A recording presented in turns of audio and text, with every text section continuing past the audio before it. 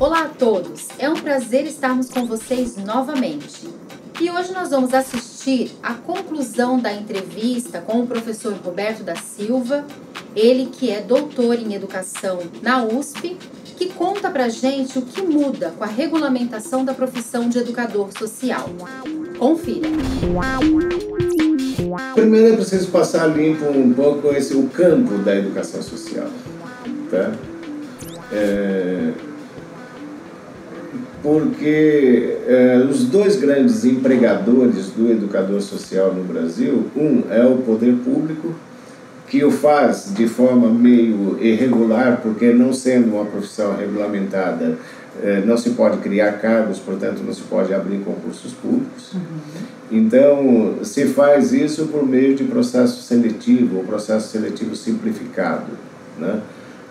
As prefeituras e os estados fazem isso, porque já tem condenação do Tribunal Regional do Trabalho que não concorda com isso. Mas o fato é que muitas prefeituras fazem assim.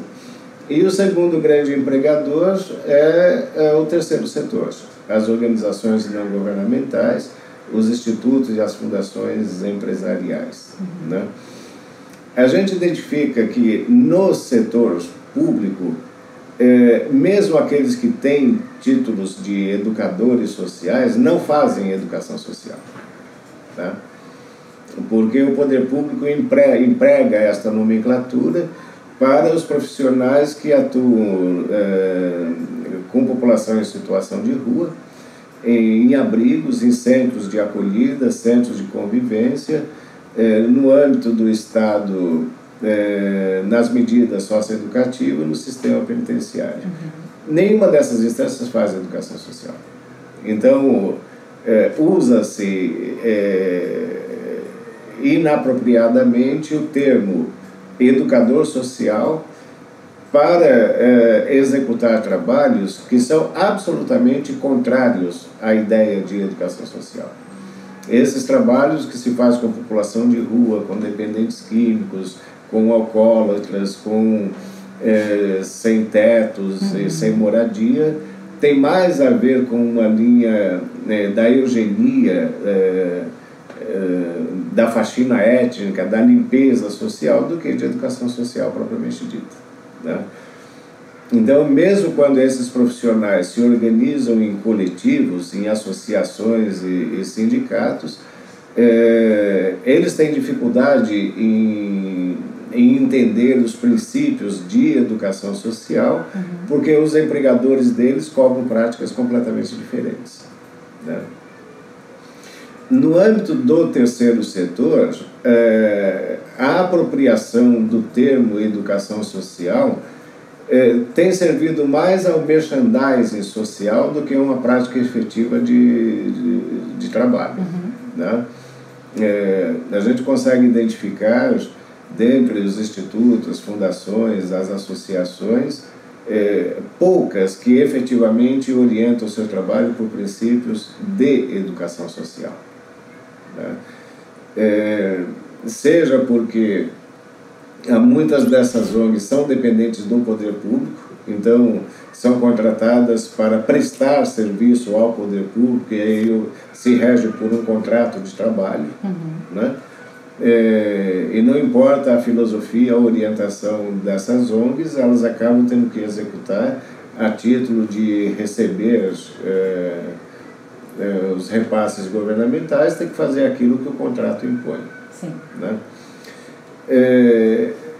E, de outro modo, há muitas associações, institutos e fundações de orientação religiosa, né? Algumas dessas linhas de orientação religiosa pregam aspectos doutrinários que são completamente opostos aos princípios de educação social. Sim. Então, elas também não têm condições, por mais que se apropriem do discurso, por mais que coloquem nos seus estatutos, nos seus projetos que fazem educação social, quando se vai analisar essas práticas, elas não fazem educação social, né? Então sobram, na verdade, umas poucas instituições que orientam os seus trabalhos, não a redação dos seus projetos, o trabalho efetivo por princípios de educação social. Então, veja que regulamentar. Primeiro, eu trabalho não com a ideia de regulamentação de profissão, né? Eu trabalho com a ideia de regulamentação do campo de trabalho. Se nós, ao longo da história,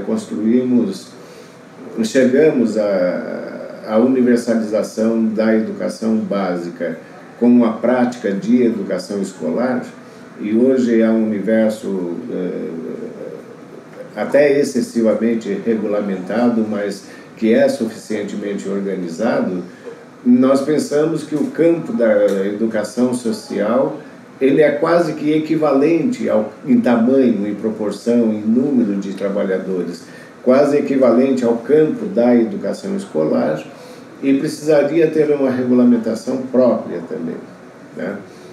Se no Brasil nós computamos hoje cerca de 200 mil unidades escolares, que atende cerca de 45 milhões de crianças e adolescentes, nós temos aí cerca de 2 milhões e 200 mil postos de trabalho de professores em escolas públicas na educação básica, né?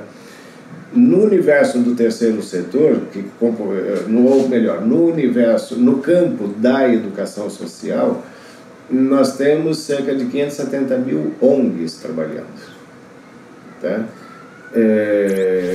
Com aproximadamente o mesmo número de profissionais que trabalham na educação escolar, 2 milhões e 100 mil profissionais.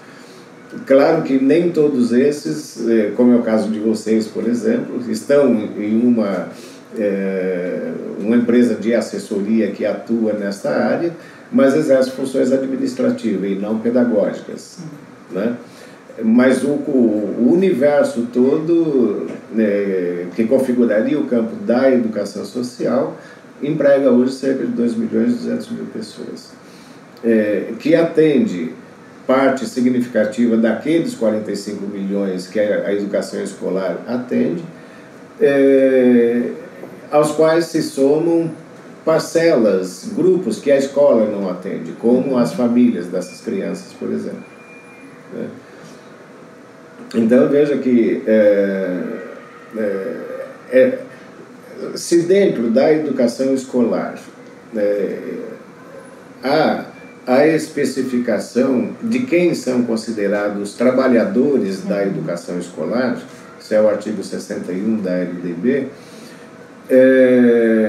e, sobretudo, é feita essa distinção: quem são os professores, os profissionais da educação escolar, para efeito de concurso público, para efeito de preenchimento de cargo, para efeito de estabelecer os pisos de remuneração, para efeito de formação e para poder utilizar os recursos do Fundeb para remuneração, né? Então, de forma análoga, no campo da educação social, há também uma multiplicidade de trabalhadores, não apenas o que se intitula educador social. Por isso, para nós é mais interessante a regulamentação do campo do que de uma profissão especificamente. Em nosso próximo encontro, nós vamos trazer a entrevista com o consultor do MDS, Luciano Oliveira, que vai contar um pouquinho sobre população de rua. Até breve!